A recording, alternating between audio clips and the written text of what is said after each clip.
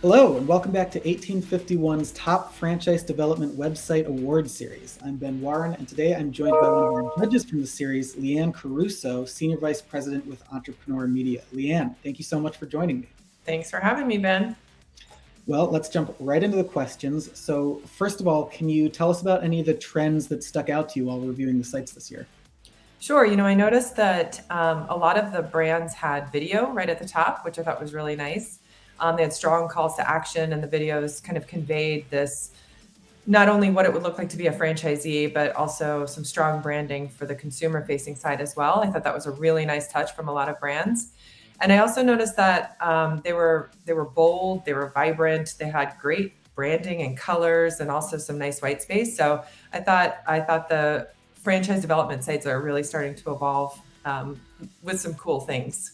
Cool. Well, those are a lot of positive traits you just mentioned. Were there any bad traits you noticed that you think designers maybe should be avoiding as they're working on their development sites? Bad traits. I would say a lot of the bad stuff I noticed was more in the messaging.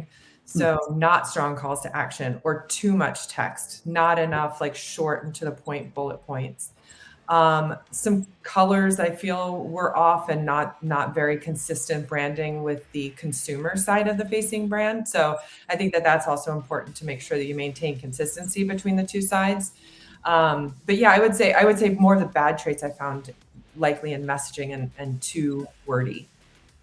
So you mentioned up top, noticed a lot of videos this year. Were there any other examples of unique or unusual content forms that you saw that you think brands would do well to start employing? Yeah, I noticed that some brands were using podcasts.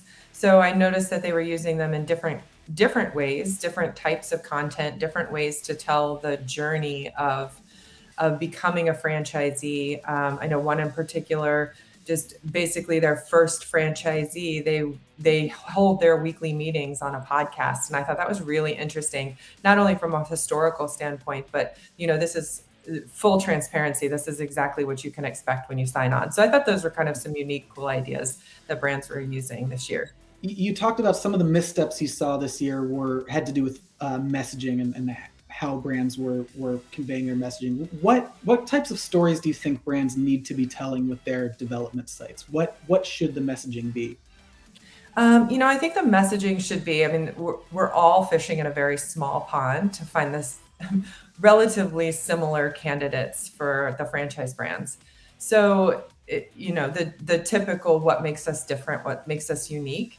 And, Nick Powell's always says, why us, why now? And I think that's very important to say, to capture the visitor on why would you choose this brand and why now at this point in your journey and at this point in our journey. And I think the intersection of that messaging is really important to tell.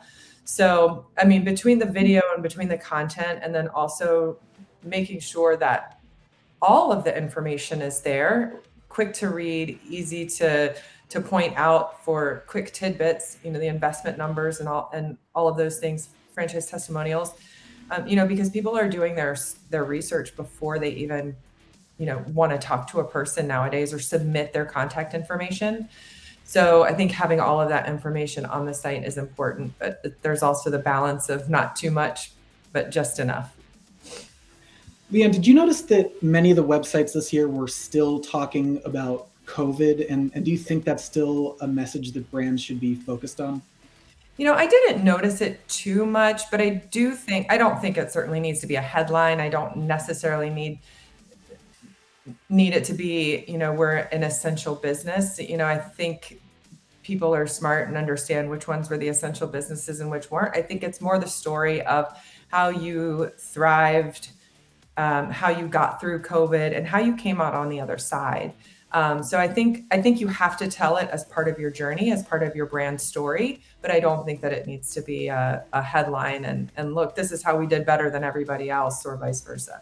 Well, Leanne, those are all the questions I have for you today. Super valuable advice as always. So thank you. And I can't wait to check in with you again soon. Sounds good. Thanks again.